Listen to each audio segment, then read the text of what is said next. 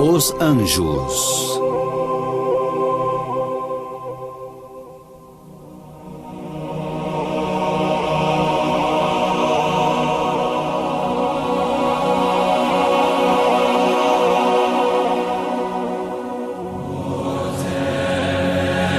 Eles estão em toda parte.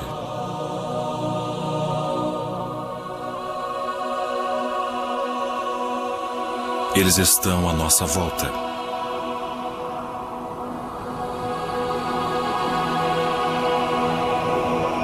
Durante séculos, eles desafiaram a nossa imaginação.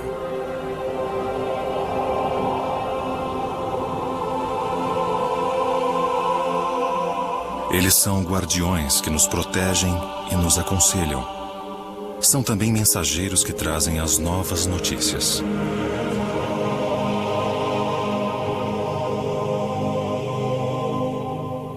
Na Bíblia, eles trouxeram a mensagem mais importante de todas: o nascimento de Jesus Cristo.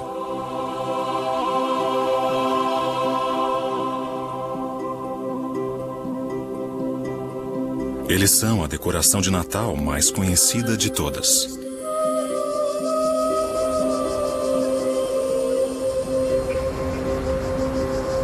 E em outras religiões, eles desempenham um papel fundamental e provocaram discussões e debates seculares.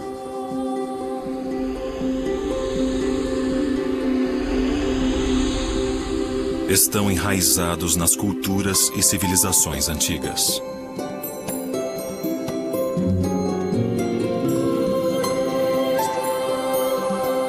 Nesses tempos modernos de busca por espiritualidade, novas crenças surgiram devotadas a eles. Eles inspiraram algumas das obras de arte mais famosas. Eles continuam a inspirar os artistas e fazem parte do nosso cenário cultural. Deixe a sua imaginação voar com os anjos.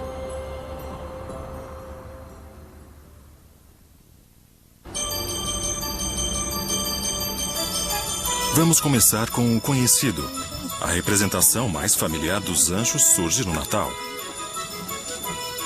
Eles ficam expostos em todos os lugares, nas lojas, nos cartões. As crianças os adoram. Os anjos decoram as nossas casas e as nossas árvores de Natal. Uma atividade típica de Natal nas escolas nos apresenta uma clássica imagem de anjos vestidos de branco, com a auréola balançando e um par de asas de papelão feito em casa por mães corujas. Para muitas crianças, essa é a introdução à história de Cristo. E os anjos estão lá desde o começo.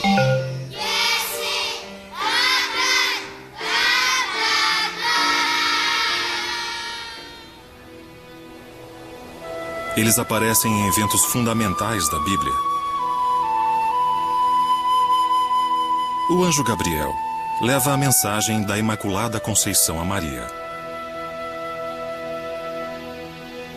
Um anjo diz aos pastores que Jesus nasceu.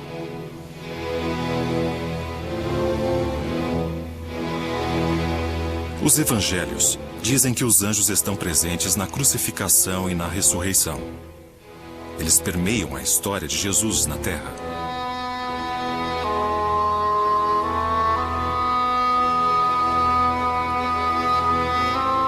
Mas os anjos não se restringem ao cristianismo.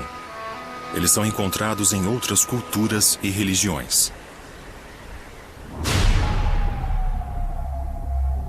Os deuses e os espíritos das primeiras civilizações são frequentemente retratados com características não humanas, como animais, com chifres e asas.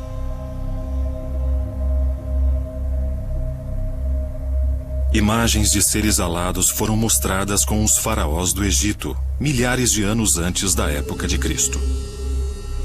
Espíritos alados representam o outro mundo, a passagem desta vida para a morte, e assim eles enfeitam as tumbas egípcias.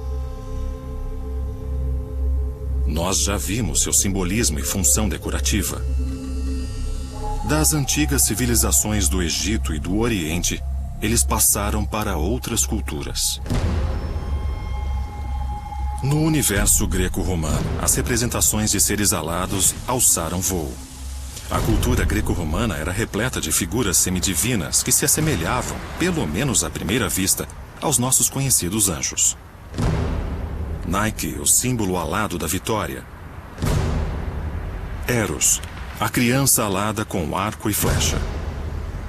Quem é Hermes, o mensageiro alado da mitologia grega, senão um anjo com sapatos voadores?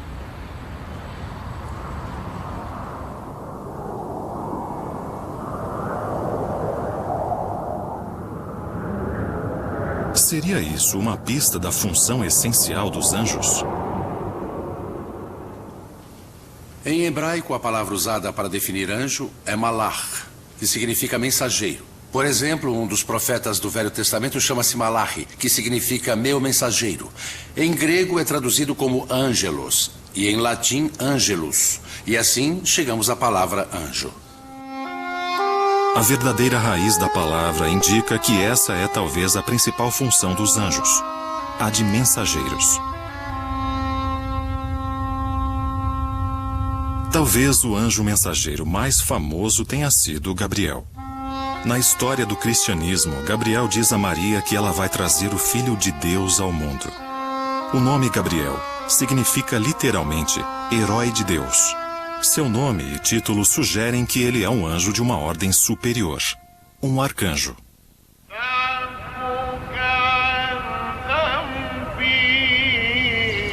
Mas o anjo Gabriel não se restringe à Bíblia. Gabriel, ou Gíbrio, aparece para Maomé. Maomé estava meditando numa caverna quando Gíbrio apareceu e pronunciou a palavra Iqra, pedindo que ele pregasse. Então recitou para ele os versos do Corão, o livro sagrado do islamismo. Aqui também Gabriel é encarregado de levar a palavra de Deus, unindo o céu e a terra. Na antiguidade, as pessoas acreditavam que o mundo era dividido em 3 partes. O inferno embaixo, a terra no meio e o céu em cima. E era lá que ficava o mundo invisível, o reino de Deus, o paraíso.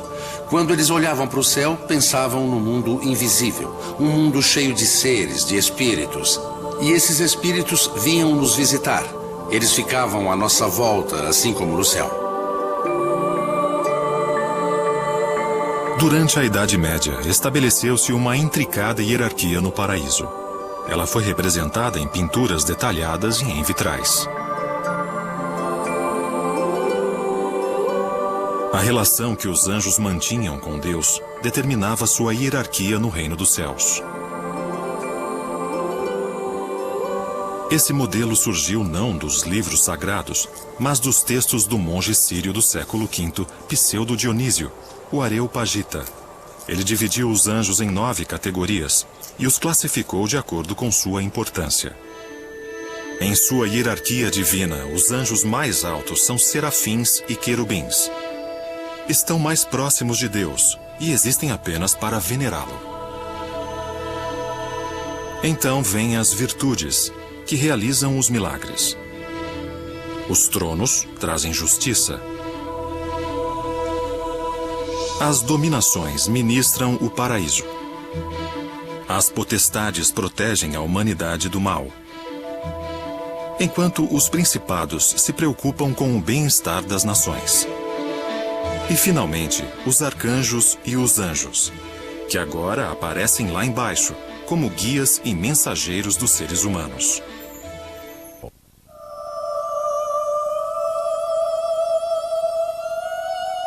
A obsessão e a fixação pela natureza e ordem do paraíso e seus anjos atravessaram os séculos. Ao chegar ao auge durante a Idade Média, esta visão do paraíso foi colocada em questão. Seguindo Dionísio, nós chegamos a Tomás de Aquino, que viveu no século XIII. Ele era um frade dominicano que escreveu sobre os anjos. Ele ficou conhecido como Doutor Angélico, e em sua obra encontramos tudo o que queremos saber sobre os anjos. Mas temos medo de perguntar: os anjos comem? Com que velocidade eles se movem? Eles morrem? Eles têm filhos? Como eles se comunicam entre si? São perguntas sobre a natureza dos anjos. Além, é claro, daquela famosa pergunta, a pergunta que todos já fizeram: qual é o sexo dos anjos? Mas no século XVI houve a reforma protestante, e os protestantes não simpatizavam muito com os anjos. Calvino dizia que era perda de tempo. Ele dizia: leiam os livros sagrados e vejam o que eles dizem sobre os anjos. Não encontramos a natureza dos anjos discutida nos livros sagrados, mas há muitas discussões sobre o trabalho deles. A explicação bíblica da visita de Gabriel a Maria não traz nenhuma descrição visual do anjo. Nem Maria comenta que viu um anjo. Maria somente escutou um anjo. Mas como saber qual é a aparência de um anjo?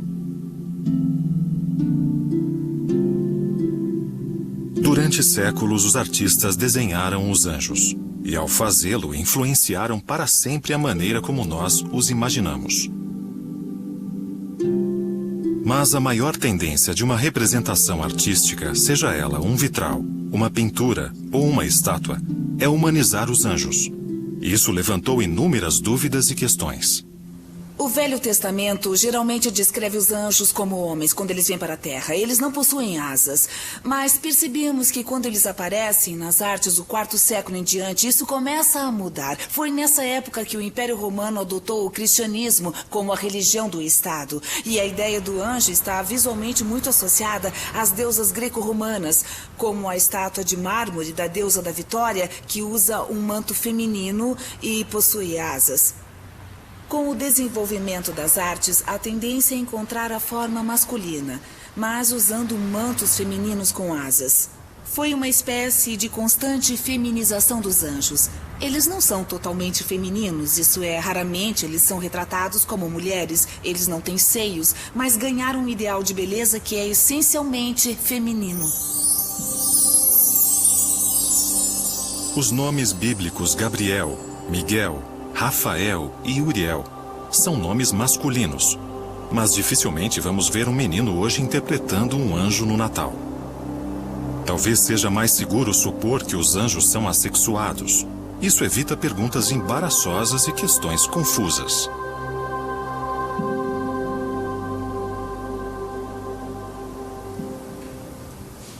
Espírito Santo,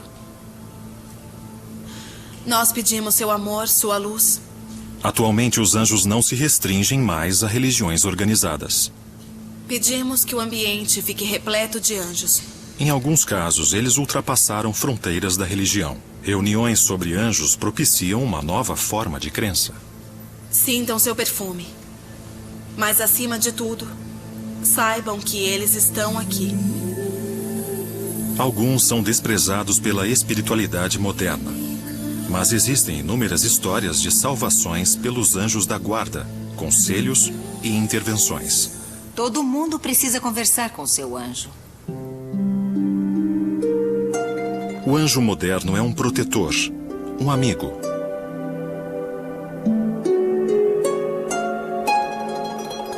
Novas crenças produziram uma indústria própria. Há inúmeras publicações sobre o assunto e lojas vendendo imagens de anjos. Os anjos decoram a nossa casa, além de renovar o nosso ânimo. Nos Estados Unidos se encontra a Cidade dos Anjos, Los Angeles, e lá a angelologia atingiu o apogeu.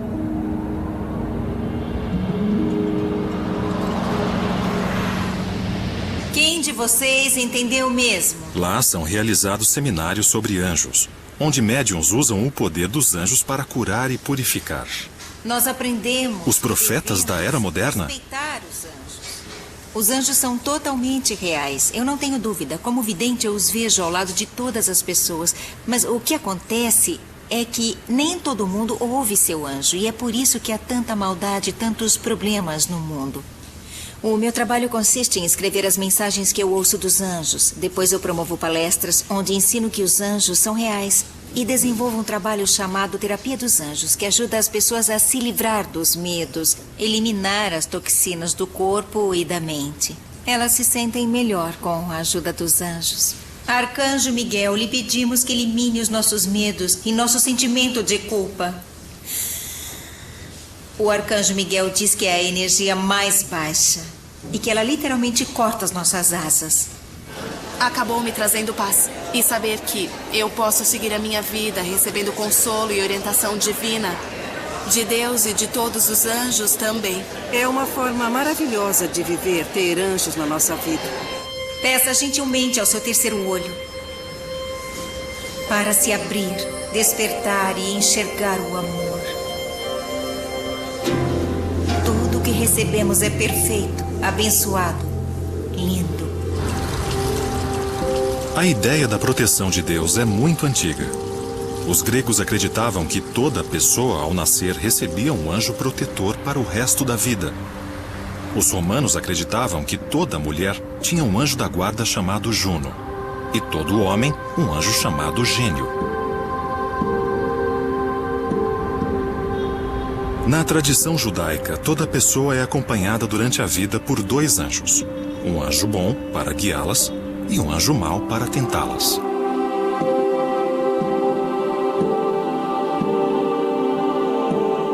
Essa ideia foi absorvida pelos cristãos, e a crença nos anjos da guarda se expandiu durante a Idade Média. Hoje em dia, as crianças católicas ainda são ensinadas a rezar para o seu anjo da guarda. Angiolino mio vicino, vieni presto, Signore Dio, fa che dormo.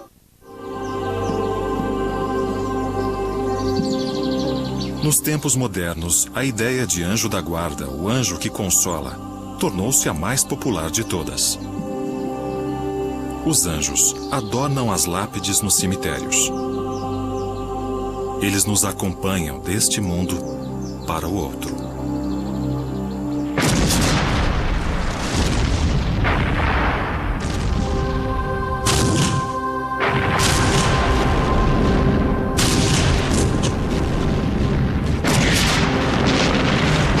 Guerra. E o desejo de acreditar em uma força protetora está mais presente do que nunca. Certamente não é coincidência que as enfermeiras dos campos de batalha na Segunda Guerra Mundial eram conhecidas como anjos de misericórdia. Mas os conflitos angelicais de natureza sobrenatural também não tiveram precedentes. As cicatrizes da batalha ainda persistem. Lembranças extremamente vivas de um passado de horrores. Em agosto de 1914, o exército britânico e o alemão se enfrentaram em Mons, na Bélgica. O que se seguiu foi uma batalha sangrenta, que culminou com a surpreendente vitória dos britânicos sobre um adversário superior. Eles estavam fadados a perder. Quase imediatamente, começam a circular os rumores. Teria sido algum tipo de intervenção divina? Na Inglaterra, a imprensa explorou a história da vitória. Houve relatos de visões de anjos, um salvador das tropas.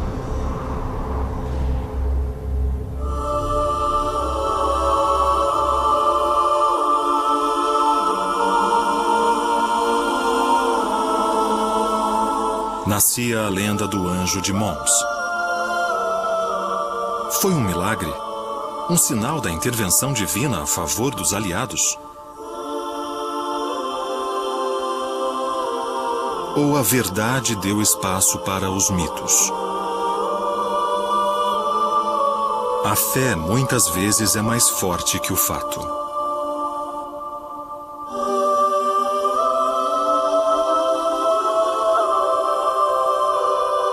Uma guerra santa é vista como uma guerra justa, e os anjos se juntaram a eles.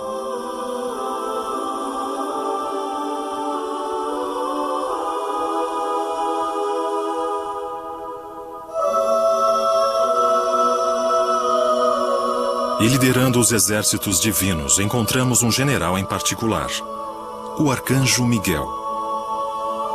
Seu nome significa aquele como Deus. E esse nome foi um brado aos céus na batalha entre o bem e o mal. Foi adotado por muitos como um símbolo. No castelo de Santo Ângelo, em Roma, Miguel lança seu olhar protetor sobre a cidade eterna, sempre a postos para defender o povo. O arcanjo Miguel é mostrado como um anjo guerreiro. Ele é constantemente retratado usando armadura com a intenção de representar a sua figura imponente. Ele sempre está envolvido na batalha contra o diabo e precisa demonstrar que é capaz de proteger a humanidade. As pinturas começam a mostrá-lo lutando contra o diabo, pisando nele ou cortando sua cabeça. São imagens bem explícitas para todo mundo saber que ele está lutando por nós. Miguel também é muito mostrado segurando balanças. Ele usa as balanças para pesar a alma dos seres humanos. A alma é pesada de um lado e os diabinhos de outro, para decidir quem merece ir para o céu ou para o inferno.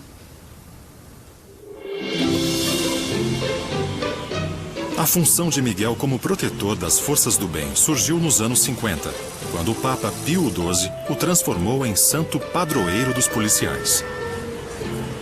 Miguel é o maior protetor dentre os anjos. Mas que tipo de papel protetor os anjos desempenham na cultura moderna? Em Gateshead, no norte da Inglaterra, situa-se um imponente protetor.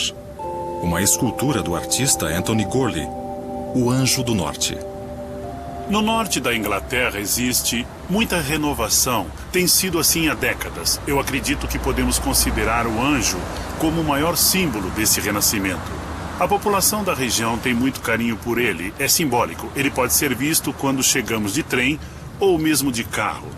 E a cidade quer que ele represente um sinal de boas-vindas a Gateshead, a Tyneside e ao norte da Inglaterra. O interessante é que se a gente pedisse a uma criança daqui para desenhar um anjo há 10 anos, provavelmente ele desenharia um anjo com asas abertas. Hoje elas desenham um anjo com asas de aço. Portanto, houve uma mudança na imagem tradicional.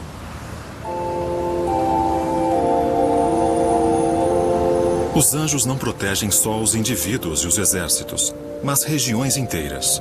De Roma a Gateshead, as figuras aladas cuidam de nós. Os anjos voam sobre nós. Eles aproximam o céu ao nosso mundo. Mas nem sempre os anjos são o que parecem.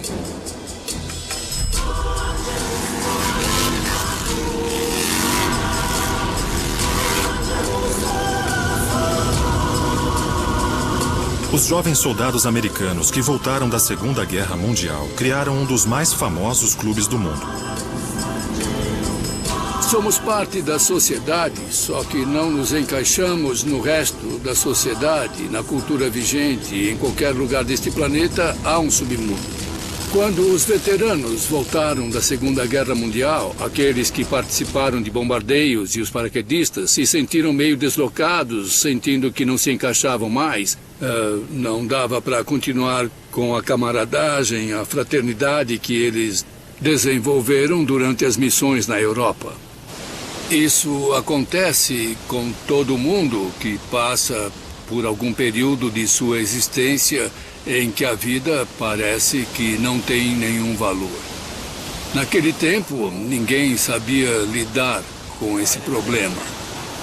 Hoje em dia, existem os psicólogos que fornecem todo tipo de teorias. Mas esses homens foram muito corajosos e patriotas. Foi a rebeldia que, a princípio, me levou a criar o Hells Angels, os Anjos do Inferno. Nós fomos bombardeados, jogaram granadas na nossa direção, lutamos armados nas ruas, fomos processados tanto pelo governo estadual como pelo federal. E tudo começou como uma grande explosão. O nome do clube já diz tudo.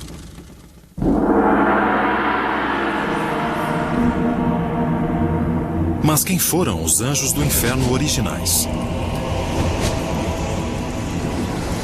O conceito de anjo caído é baseado na Sagrada Escritura. A primeira carta de Pedro fala de Deus punindo alguns anjos zombeteiros, mandando-os para o inferno. Há uma tradição que diz que os anjos tiveram relacionamentos com os humanos e isso desagradou a Deus. Isaías conta a história da queda de Lúcifer. Lúcifer era um anjo bom, portador da luz, é o significado desse nome. Mas por ter desobedecido a Deus e se tornado orgulhoso, a soberba foi o problema, ele queria ser tão bom quanto Deus, ele foi expulso do céu. O principal anjo do inferno, obviamente, é o diabo. Acredita-se que esse nome derive das palavras gregas que significam expulso e espírito, diabólico e demônio. Na Bíblia, o diabo é retratado como serpente ou dragão, o líder de todos os anjos caídos. Ele tentou Adão e Eva, e mais tarde o próprio Cristo. No Corão, ele é mais conhecido como Al-Shaitan, o clássico sedutor. Através de representações visuais assustadoras, o diabo ou anjo caído mexe com nossa imaginação.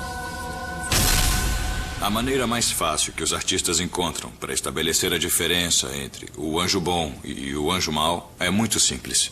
É um truque bem simples. Eles mudam as cores, colocam chifres, olhos salientes e às vezes uma cauda. Imediatamente a figura se torna diabólica e sinistra.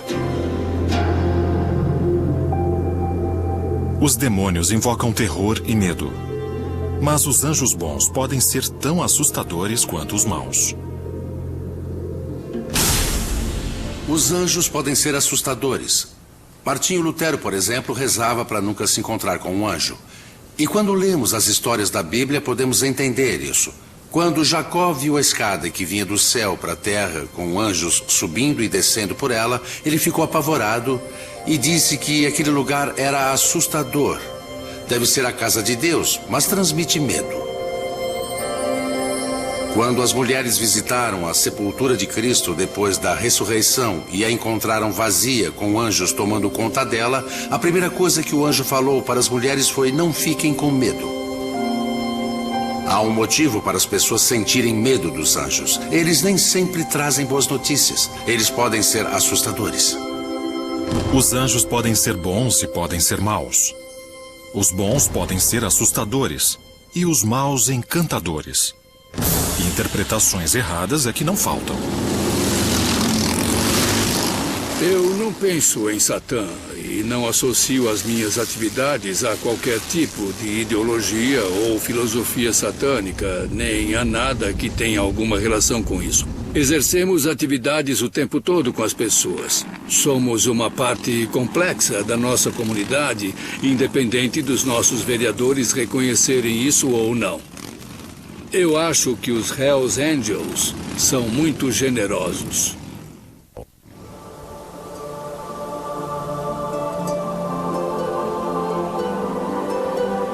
Os anjos são um produto da imaginação teológica, da imaginação cultural, da imaginação mítica e da imaginação artística. Tudo combinado em uma rica mistura. Existem anjos com 4 cabeças, 6 asas e múltiplos olhos. Além, é claro, da imagem mais constante e conhecida de todas, o anjo de rosto gracioso e infantil. Eles decoram cartões de Natal e, atualmente, até cartões de Dia dos Namorados. Essas criancinhas perfeitas do renascimento romântico frequentemente são retratadas como jovens alados, que acertam o coração dos casais apaixonados. Durante a Renascença, os anjos eram frequentemente representados como crianças. Todos os artistas se esforçavam para criar imagens com um ideal de beleza, e as crianças eram vistas como a personificação da perfeição física. Proporcionalmente, eram perfeitas para representar esse ideal de beleza. Os músculos, por exemplo, eram menos proeminentes. Os artistas conseguiam obter efeitos delicados com luz e sombra. Além disso, as crianças representam a síntese da inocência e da ternura em harmonia com a iconografia dos anjos.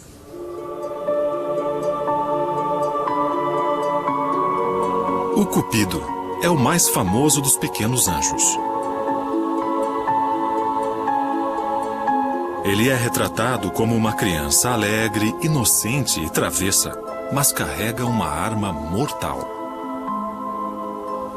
O detalhe mais perigoso dessa representação é o arco e a flecha. Eles podem ser usados para atravessar o coração de qualquer pessoa. E fazer isso de uma maneira imperceptível, porque não temos consciência de que uma criança tem esse poder. E mais uma vez tem relação com a mitologia, com um elemento de perigo e malícia. E é por isso que o anjinho está sempre sorrindo. Visualmente, os querubins também funcionam muito bem em outras situações, como, por exemplo, a Virgem Maria com o menino Jesus no colo. Parece perfeitamente natural que o menino Jesus brinque com outra criança que venha a ficar mais perto dele. Não podemos esquecer de que na época dessas pinturas vários bebês morriam. E por mais que a igreja considerasse heresia a ideia de que bebês mortos se tornassem anjos, ainda assim isso era reconfortante, o que torna essas pinturas atraentes até hoje.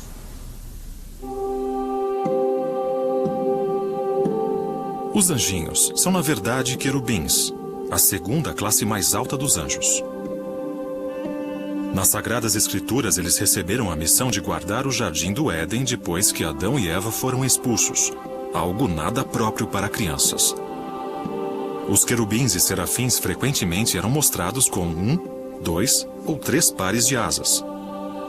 Mas os artistas enfeitaram e adaptaram à vontade a forma, a função e os tipos de anjos. Os artistas relegaram aos querubins a condição de enfeites decorativos e bonitos.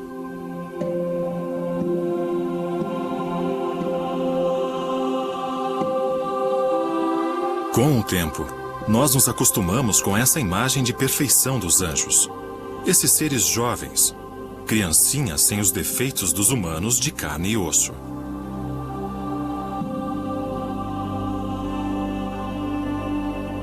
Essa imagem atingiu o auge da sublime graça na era do Renascimento.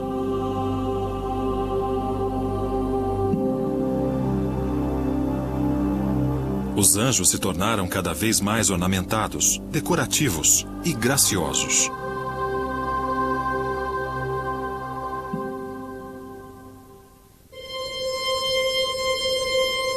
Os anjos desempenham inúmeras funções e assumem várias identidades.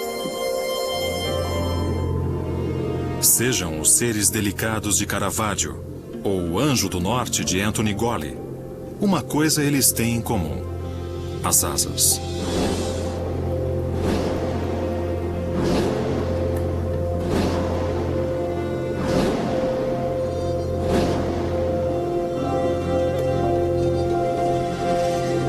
Surpreendentemente, as novas representações de anjos cristãos não têm asas.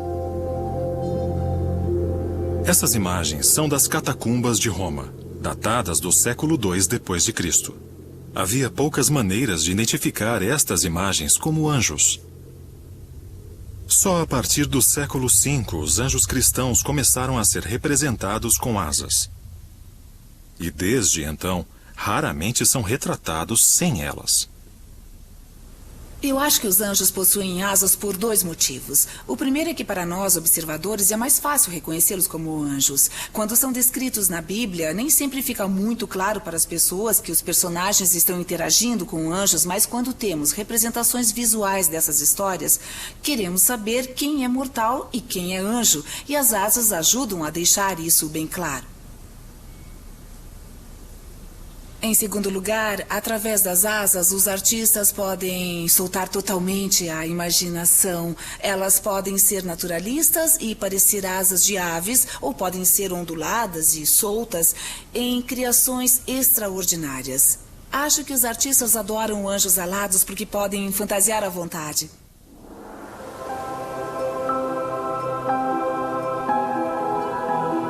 Os teólogos, assim como os artistas, escultores e escritores, se esforçam para encontrar um meio de unir o mundo terrestre ao mundo divino. Como imaginar e contemplar esses seres divinos que não fazem parte do nosso mundo? Há mensageiros alados no Egito. Há mensageiros alados na Grécia e na mitologia romana. Não era nenhuma novidade. Os deuses tinham anjos com asas. Eles eram o melhor meio de transporte. Afinal, se acreditamos nos 3 níveis do universo, como eles vão de um lugar para o outro? Como viajam do céu para a terra? O jeito mais rápido para isso é voando. Por isso os anjos são representados com asas. O fato de os anjos terem asas reflete o nosso próprio desejo de voar? Depois das asas, a segunda característica mais retratada é a auréola, uma coroa de luz circular que simboliza santidade. Mas uma maneira conveniente para o artista chamar a atenção para a divindade dos anjos e distingui-los dos humanos. Na Bíblia, os anjos foram criados quando a luz foi criada, no alvorecer da criação. Itália, o berço do Renascimento. E os anjos estão em toda parte. Reis cristãos, imperadores, ordens religiosas e comerciantes prósperos geraram uma sólida indústria angelical.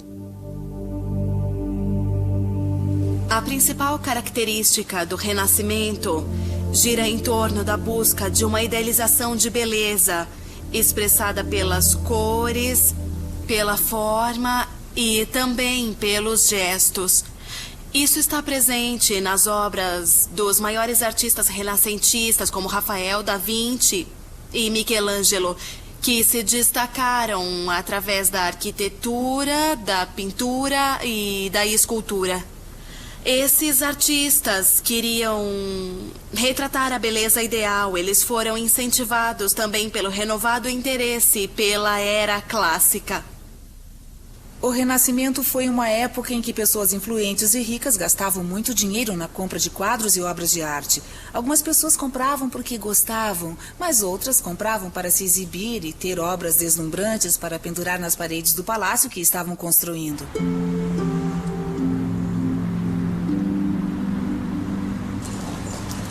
Mesmo hoje, nos vilarejos e cidades italianas, os anjos estão em toda parte. Os anjos de Botticelli, Rafael e Michelangelo são mais comercializados do que nunca.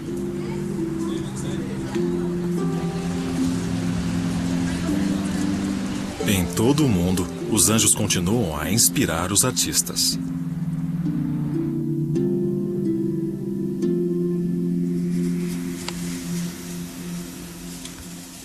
A razão pela qual alguém vem a um lugar como este, observar os anjos que aqui foram esculpidos e colocados no alto da capela, é alimentar a imaginação. E isso é de fato muito interessante, porque de alguma forma eles foram criados à nossa imagem. É como olhar para nós mesmos, ou para uma imagem melhorada de nós. É um dos motivos pelos quais os anjos nos atraem tanto. Ele é um ser humano numa condição mais idealizada que a nossa. Talvez hoje em dia nós idealizemos os atletas, os modelos e os atores de cinema da mesma forma que na antiguidade as pessoas idealizavam os anjos. De certa forma, eles são mais importantes que as pessoas que veneramos.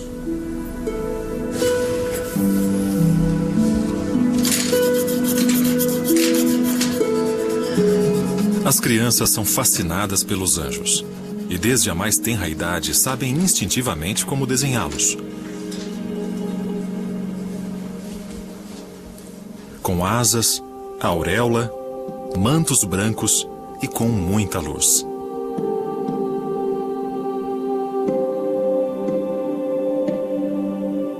Os anjos do paraíso expressam muita alegria para os humanos na terra.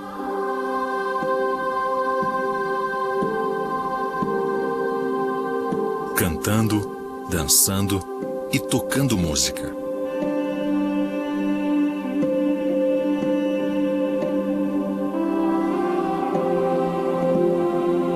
Inúmeras imagens expressam anjos em corais.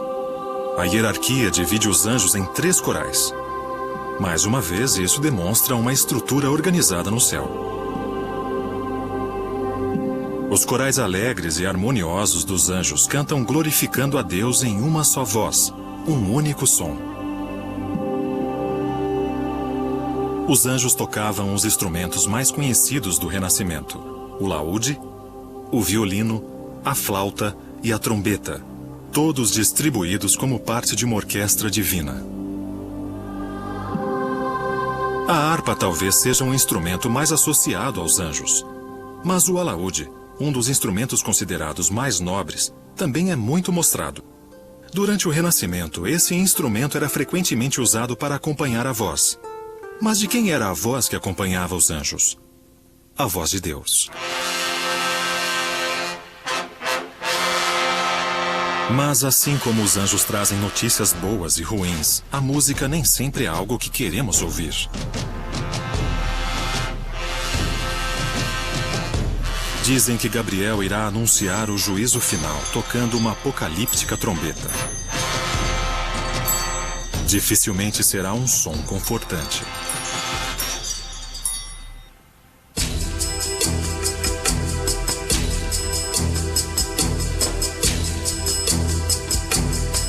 Atualmente estamos cercados de anjos. Na religião, na arte e na cultura. Há uma enxurrada de informações sobre eles. Sua história, sua habilidade em guiar e proteger.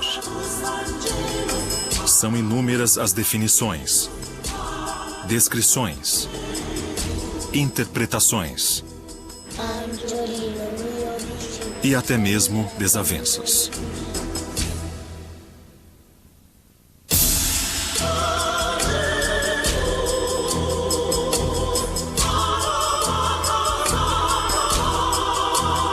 Eles estão mais populares do que nunca. A nossa fascinação por eles não deve acabar tão cedo.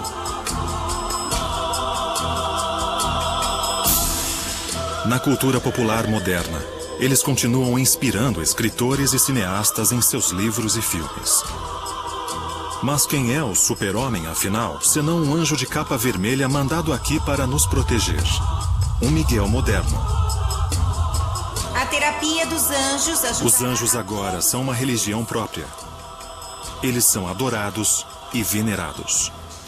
Os anjos são totalmente reais. Eu não tenho dúvida. Como vidente, eu os vejo ao lado de todas as pessoas. Acho que algumas pessoas, quando ouvem falar em anjos, pensam neles como um clichê, principalmente quando se trata da arte comercializada hoje. Eles estão em quase todos os cartões de Natal e às vezes são relacionados visualmente com as fadas. Talvez eles não pareçam uma fonte de inspiração séria e importante atualmente, mas é óbvio que em muitos lugares eles continuam a inspirar as pessoas.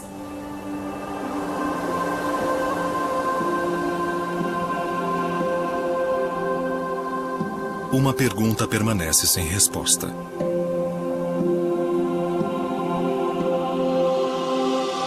Os anjos realmente existem?